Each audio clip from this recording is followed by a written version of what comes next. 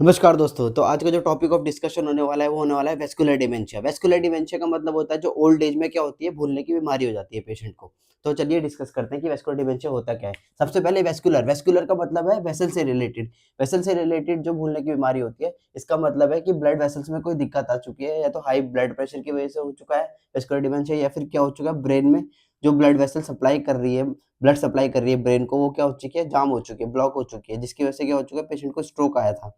ठीक है, फिर उसके बाद एथेरोस्क्लेरोसिस भी एक कारण है जो क्या होता है, वेस्कुलर डिमेंशिया करता है। तो सबसे पहले हाई ब्लड प्रेशर समझ लेते हैं कि हाई ब्लड प्रेशर कैसे वेस्कुलर डिमेंशिया करता है। सबसे पहले हाई ब्लड प्रेशर कैसे वेस्कुलर डिमेंशिया करेगा, इसमें क्या होता है बेसिकली जो न्यूरॉन्स होते हैं ब्रेन में, क्या होता है, न्यूरॉन्स होते हैं।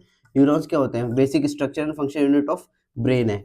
क्या है, basic structure and function unit है किसकी, ब्रेन की, न्यूरॉन। अब इनमें क्या होगा, जिस अमाउंट से ब्लड जो जाना, मतलब जिस प्रेशर से ब्लड जाना चाहिए, उस प्रेशर के अगर उस प्रेशर से ज़्यादा अमाउंट में क्या जाएगा, ब्लड जाएगा। मतलब जितने प्रेशर से जाना चाहिए उससे ज़्यादा प्रेशर में अगर जा रहा है तो क्या होगा, ये न्यूरॉन्स जो हो जाते हैं क्या हो जाते हैं, वीक हो जाते हैं। वीक हो जाते हैं, और उस वीकनेस की वजह से क्या होता है, पेशेंट को क्या होने लगती है, कॉग्निटिव प्रॉब्लम्स होने लगती है। मतलब वो सोचने समझने की जो उसकी शक्ति है वो क्या होने लगती है, कम होने लगती है। और जो उसकी डेली एक्टिविटीज़ हैं उसमें उसको क्या होने लग जाती है, परेशानी होने लग जाती है। वो चीज़ें क्या होने लग जाती है, भूलने लग जाता है। क्योंकि न्यूरॉन्स अगर वीक हो गए तो न्यूरॉन्स क्या है, बेसिक स्ट्रक्चर फंक्शन यूनिट है ना। तो ये क्या करते हैं, हाई ब्लड प्रेशर की वजह से, वीक होने की वजह से क्या होता है, ये कॉग्निटिव और डेली एक्टिविटीज क्या हो जाती है पेशेंट की, कम हो जाती है, फिर वो चीजें भूलने लगता है। फिर दूसरा आता है स्ट्रोक। स्ट्रोक में भी क्या होगा, अब स्ट्रोक में क्या होगा, ब्लड वेसल जो ब्रेन को जो ब्लड वेसल सप्लाई कर रही है ब्लड, वो क्या हो जाती है, ब्लॉक हो जाती है। मतलब उनमें क्या हो जाता है, हेमरेज की वजह से उनमें क्या हो जाता है, क्लॉट फॉर्मेशन हो जाता है। क्या हो जाता है, हेमरेज की वजह से, मतलब सपोज कीजिए कोई पेशेंट को क्या लगी हो, चोट लगी हो सर पे चोट लगने की वजह से क्या होता है, खून का थक्का जम गया है किसमें, जो ब्लड वेसल्स किसको सप्लाई कर रही है, ब्रेन को ब्लड सप्लाई कर रही है, मतलब ब्रेन सेल्स को जो ब्लड सप्लाई कर रही है। या पेशेंट को स्ट्रोक आया तो उस केस में क्या होता है, जो ब्लड सप्लाई है वो डिक्रीज हो जाती है। उसकी वजह से क्या होता है, न्यूरॉन्स जो होते हैं वो क्या होने लगते हैं, डेड होने लगते हैं, क्योंकि उनको न्यूट्रिएंट्स नहीं मिलेगा। अगर ब्लड सप्लाई डिक्रीज हो जाएगी तो न्यूरॉन्स जो होने लगेंगे, डेड होने लग जाएंगे। तो उसकी वजह से क्या होता है, पेशेंट की जो सोचने समझने की शक्ति है वो क्या हो जाती है, खत्म होने लगती है, और पेशेंट को मेमोरी लॉस होने लगता है। फिर एथेरोस्क्लेरोसिस की अगर हम बात करें, होता क्या है, ओल्ड एज में होता क्या है बेसिकली, जैसे जैसे एज बढ़ती है तो जो ब्लड वेसल्स होती हैं, ब्लड वेसल्स में क्या होता है, जो उनका ल्यूमेन होता है, ब्लड वेसल का जो ल्यूमेन है, ल्यूमेन मतलब ये जो बीच वाला हिस्सा है, ये वाला, ये क्या होने लग जाता है, पतला होने लग जाता है। मतलब ब्लड वेसल्स पतली होने लग जाती है। उसकी वजह से क्या होता है, और क्या होने लग जाता है,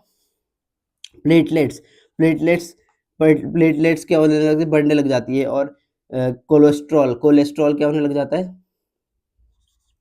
कोलेस्ट्रॉल बढ़ने लग जाता है। तो ये सब कहाँ डिपॉजिट होने लग जाते हैं, ब्लड वेसल्स में डिपॉजिट होने लग जाते हैं। अब ये डिपॉजिट होने लग जाते हैं तो उसी को क्या बोलते हैं, एथेरोस्क्लेरोसिस। जो प्लेक डिपॉजिट होने लग जाता है, कौन सा प्लेक, एथ्रोमा, या फिर हम इसको क्या बोलते हैं, प्लेक बोलते हैं। मतलब फैट डिपोजिशन होने लग जाता है ब्लड वेसल्स में। अब फैट डिपोजिशन की वजह से क्या होता है, ब्लड सप्लाई क्या हो जाती है, रिड्यूस हो जाती है टू दी ब्रेन सेल्स में। अगर ब्रेन सेल्स में अच्छे से ब्लड सप्लाई नहीं जाएगी तो उनको न्यूट्रिएंट्स नहीं मिल पाएगा, तो उसकी वजह से क्या हो जाएगी, ब्रेन सेल डेड होने लगेंगे। और जो पेशेंट है उसको क्या होने लगेगी, कॉग्निटिव, जो मतलब उसकी सोचने समझने की शक्ति है वो क्या होने लगेगी, कम होने लगेगी, और उसकी डेली एक्टिविटी में वो अच्छे से काम नहीं कर पाएगा। जैसे कि खाना खाना, इसमें लक्षण क्या क्या होंगे, पेशेंट अच्छे से मतलब खुद से खाना नहीं खा पाएगा, डिपेंड हो जाएगा किसी पे। फिर उसके बाद चलने फिरने में उसको क्या होने लगेगी, दिक्कत होने लगेगी। और पेशेंट अब खुद से नहा नहीं पाएगा, खुद से मतलब कपड़े वगैरह नहीं पहन पाएगा। तो ये सारी मतलब जो डेली एक्टिविटीज़ है पेशेंट नहीं कर पाएगा खुद से।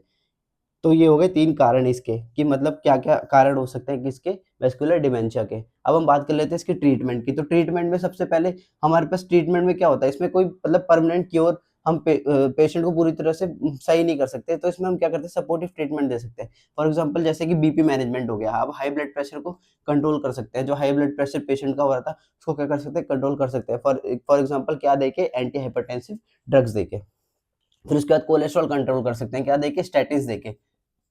स्टैटिन फॉर एग्जांपल एटोरवास्टैटिन हो गया, सिम्वास्टैटिन, ये सारी ड्रग्स हैं जो क्या होती है, स्टैटिन कैटेगरी में आते हैं, कोलेस्ट्रॉल को कंट्रोल करती है। फिर उसके बाद एंटीप्लेटलेट ड्रग्स दे सकते हैं। एंटीप्लेटलेट ड्रग्स किसके लिए दे सकते हैं, for prevention of further blood clot formation. मतलब जो स्ट्रोक में क्या हो गया था, जो ब्लड वेसल्स थी उसमें क्या हो गया था, थक्का जम गया था खून का।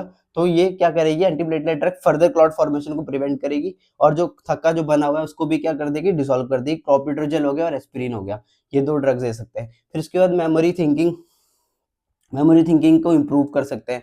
मेमोरी थिंकिंग को इम्प्रूव करने के लिए भी कौन सी कुछ ड्रग्स होती है, फॉर एग्जांपल हो गया डोनिपेजिल, फिर उसके रिवास्टिग्मिन हो गया, फिर उसके बाद मेमेंटिन हो गया, क्या क्या, डोनिप्रेजिल हो गया, रिवास्टिग्मिन हो गया, मेमेंटिन हो गया, ये सब क्या है, मेमोरी को इंक्रीज करने वाली ड्रग्स हैं। मतलब जो पेशेंट को मेमोरी लॉस हो रहा था वो थोड़ा सा इंप्रूव कर देंगी, क्या कहते हैं, मेमोरी को क्या कर देंगी ये ड्रग्स, थोड़ा सा इंप्रूव कर देंगी पेशेंट की। फिर उसके बाद हम क्या दे सकते हैं, इन पेशेंट्स में क्या होता है, कभी कभी क्या होता है, पेशेंट बहुत ज्यादा डिप्रेशन में चले जाता है या फिर उसको एंग्जाइटी होने लगती है, तो उसमें हम क्या क्या दे सकते हैं, एंटी डिप्रेशन ड्रग्स दे सकते हैं। फिर माइल्ड सेडेटिव दे सकते हैं ताकि पेशेंट को अच्छे से रात को क्या है, नींद आए, क्योंकि एंग्जाइटी की वजह से उसको क्या होगा, नींद नहीं आएगी, तो माइल्ड सेडेटिव देंगे तो उससे उसका दिमाग क्या रहेगा, शांत रहेगा। फिर उसके बाद बिहेवियर थेरेपी दे सकते हैं, बिहेवियर थेरेपी दे सकते हैं। फिर उसके बाद पेशेंट को क्या एक्सरसाइज करवा सकते हैं, और क्या कहते हैं, हम क्या दे सकते हैं पेशेंट को, कॉग्निटिव कॉग्निटिव थेरेपी दे सकते हैं। मतलब कैलेंडर डेट्स वगैरह में क्या कर सकते हैं, मतलब उसको ऐसा कर सकते हैं, कैलेंडर डेट्स में आप टिक कीजिए, ऐसे कुछ थेरेपीज होती है जो चलती हैं, तो उसमें क्या होता है, पेशेंट की मेमोरी थोड़ा थोड़ा क्या होने लगती है, फिर इंप्रूव होने लगती है। तो ये होगी ट्रीटमेंट की बात। तो धन्यवाद। अगर आपको हमारी ये वीडियो पसंद आई हो तो हमारी इस वीडियो को लाइक कीजिए, चैनल को सब्सक्राइब और वीडियो को ज़्यादा से ज़्यादा शेयर कीजिए, और ऐसी मेडिकल इन्फॉर्मेटिव वीडियोस के लिए हमारे साथ जुड़े रहिए। धन्यवाद।